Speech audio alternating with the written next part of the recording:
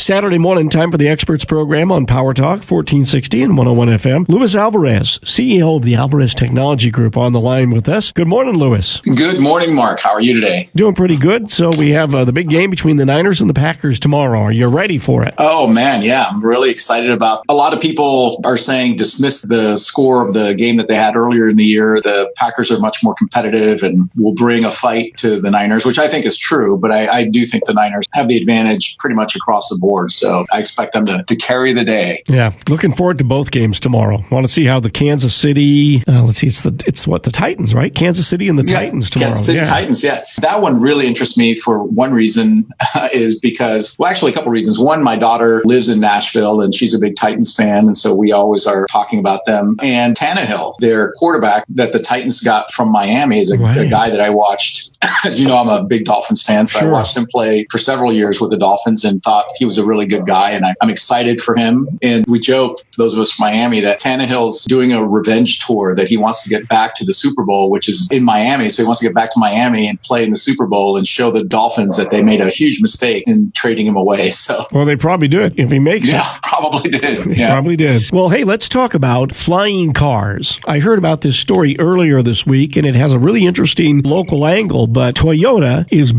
financially helping to back an electric air taxi startup, Joby Aviation. They raised almost $600 million recently, and Toyota's kicked in almost 2/3 of it. But apparently, they're going to be building these in Monterey County, in Marina, out at that airport. Yeah, pretty exciting. But you talk about startups that are nearing $1 billion in investments. It's rare that you talk about them being in our backyard, but they're moving into some hangars in Marina where they're going to be testing these vertical takeoff and landing air taxis that they want to build. And so we might have the opportunity to actually see them in action before anybody else sees them, before they actually go into production. These are vertical takeoff and landing vehicles, and they actually look like helicopters. Yeah, they look like helicopters, but then once they're in air, the fans that point up will then reposition to point forward, so they become more like a regular plane. Right. And then they push forward, and then when they get ready to land, they go back vertical, and they land on a pad someplace. They're the largest, most well-funded of all of these air taxi services that are being proposed. We talked earlier this week about one that was shown at CES by Hyundai. So this is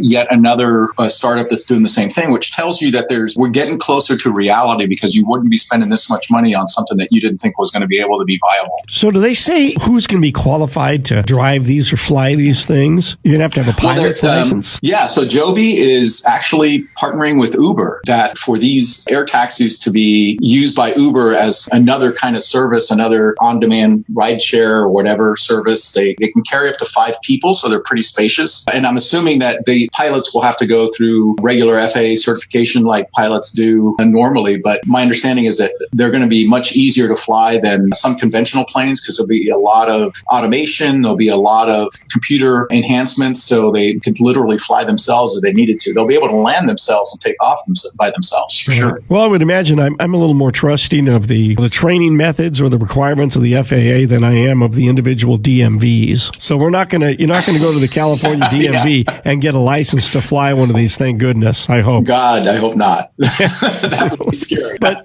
so basically, these are going to be, they look like helicopters, but they're what that's called VSTOL aircraft, vertical startup takeoff landing type of thing. And which means that since they're vertical takeoff and landing, they can land on much smaller pieces of ground than an airplane. So I guess as this technology takes off, we could see the building of more helipads in our cities. Now, helipads on top of tall buildings are already pretty common in New York, right? In Chicago and Los Angeles. They've yet to make it to places like Monterey or even San Jose. So as this technology takes off, I guess you could see that. How fast are these going to move? Typically, these things go about 165 to 200 miles an hour. Okay. The range is probably going to be pretty limited in the sense that, it's not going to be something that's going to be going for hundreds of miles. But I suspect that if this technology is expected and used, you're going to see these as people going from here to the Bay Area, for example, for business meetings or vice versa, or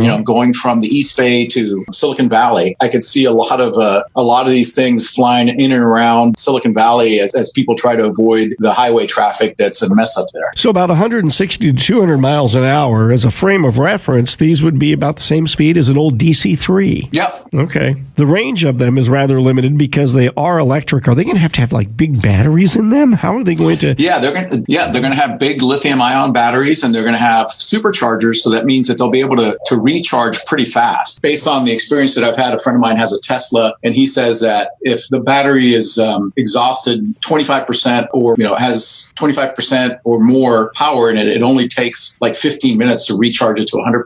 So it's pretty quick. Okay. If it falls below 10%, then it takes about an hour. So I suspect that these things will have the range and the ability to charge up fast so that folks aren't sitting on the ground for very long. Boy, that's really a fascinating concept. But we are still quite a ways away from having an electric vehicle that can fly through the air like those Jetsons cars, right? Yeah. Yeah, well, I don't think we'll see those in our lifetime, unfortunately. Okay, yeah. But they may come at some point. But that's when people start thinking about flying vehicles. I think that's what a lot of people envision, is like something like that little pod that George Jetson would fly around in. Yeah, that made that funny little noise whenever it moved around. So right. I can't even begin to try and replicate that sound with my mouth, so I won't even try. Yeah, neither will I.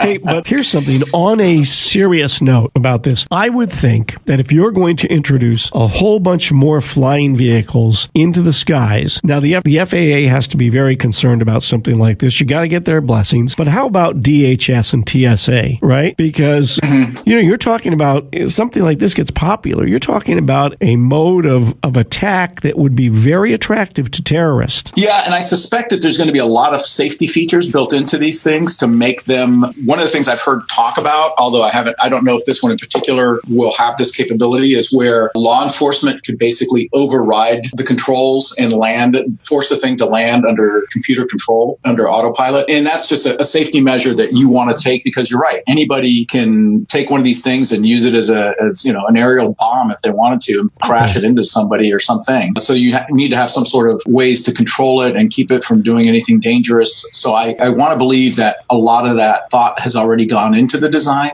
and those capabilities will be embedded into the systems to keep it from being used that way. Correct. But at the same time, we have to be cognizant of the fact that what one man can do, another can undo. So even if there's some sort of like either radio control or IP-based control that allows law enforcement, authorities access to the cockpit controls, somebody's going to figure out how to disable that. Yeah. What man can do, man can undo, right? So I wouldn't doubt that there's a potential there. But, you think about all the private aircraft that are flying out of Monterey and Salinas every day. If somebody wanted to do something like that, the ability is there already to do it. All you have to do is get an airplane pilot's license, and you can just make it happen. So it's one of those things. There's always risk in things that we take on, and we have to just protect it as best we can. Well, this will be really interesting. And when are they supposed to start building these in Marina? How long? They're building a brand new plant up there that just got approved by the Planning Commission. I think, well, it's not officially approved. I think that it's gone into the next step, but everybody thinks it's just going to happen. So it's a huge facility. It's something like 580,000 square feet that they're going to be building, which is